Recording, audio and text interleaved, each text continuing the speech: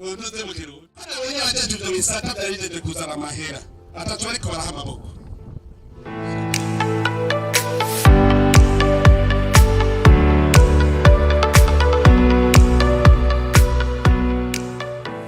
nabonye ubutare twatoye unuze mu kirundi ibaze abazungu babwiza imyaka 50 rusanga aho babwimba hariyo gushyiraho ku metero amajana 3 rero twashitseyo rero twagera imetero 50 gusa turaba turakata barinze barihetse imyaka n'imyaka ubutare ndabubona mu ntoki gutya aho tububona mugabo hari umuntu yavuze ko nabeshi igihugu ari nasaga ari ndongozi natumira bamugaritse neza kandi n'ubijeje zerekana ko nk'ubu abazungu bamuhaye amahera urumva n'ibyo yarajejwe kugira binyegeze tutarifatira ababaye aca kuvuga ngo nabampenze umukuru w'igihugu bamuhenze none nibuye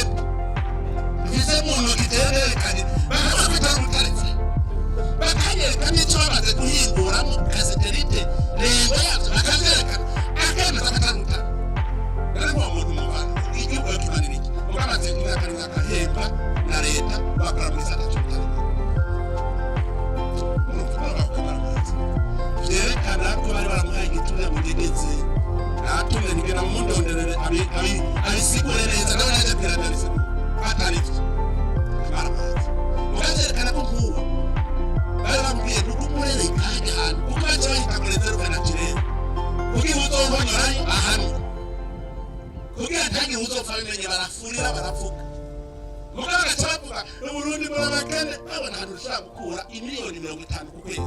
z'amadolari mugabo gaca bavuga numira umukene tuzoza turaguha imfashanyo iyo mfashanyo nangaye gashika miliyoni 10 ku mwaka azi aho wokura imiliyoni 50 ku kwezi z'amadolari akaguha imiliyoni 10 ku mwaka kugira ngo umutora kujya ku nkokora zawe ubutete uko umurungo uburundi baratunze cyane kandi ababihakana umukuru w'igihugu usaba ibintu byose ko nabonye abajeje ibyo bisata byari bijeje kuzana amahera atatu ariko baraha amaboko shajewe ganga eba PTB yabagize nta n'umwe yagize iyo kwinjiza amahera mu gihugu bose bagize ayo kuyarya gusa none abaye abashikanganje kuri se byabo ndacira mwese nabonye ama PTB yanyu nayo kurya jewe rero ngiranigire PTB yo kuzanira amahera igihugu uzohira yabavuye ko namwinjiriye tutokora abisa jewe akose ndikora tukura amahera hose yeza n'amahera abene igihugu mwari bavuga ko hakenya amahera mu Burundi barakenya uzobona abanyamahanga bizana bonyene kandi azobwiza jewe namaze kwiha urupapuro rw'inzira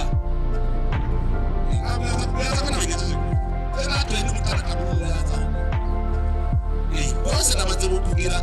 kugeza mbere ndaba kwaribo